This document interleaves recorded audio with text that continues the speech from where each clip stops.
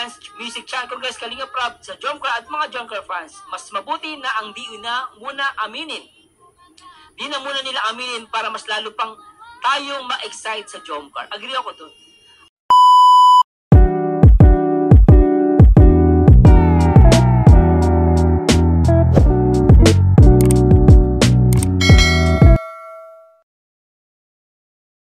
Pero anyway guys, puputulin ko na, medyo haba na kasi ng ano natin guys, pasensya na po ano. Talagang ewan ko na lang guys sa lahat ng ayaw pa maniwala.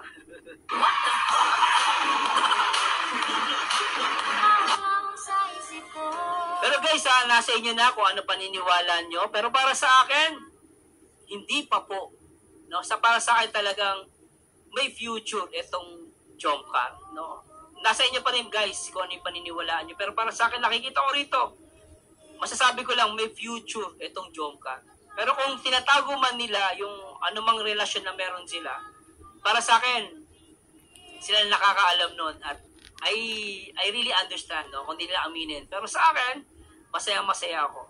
At congratulations ulit po sa lahat ng mga Jomcar 18, sa lahat ng mga nag-marathon. Salamat po at congratulations po. At maraming salamat sa Diyos ha.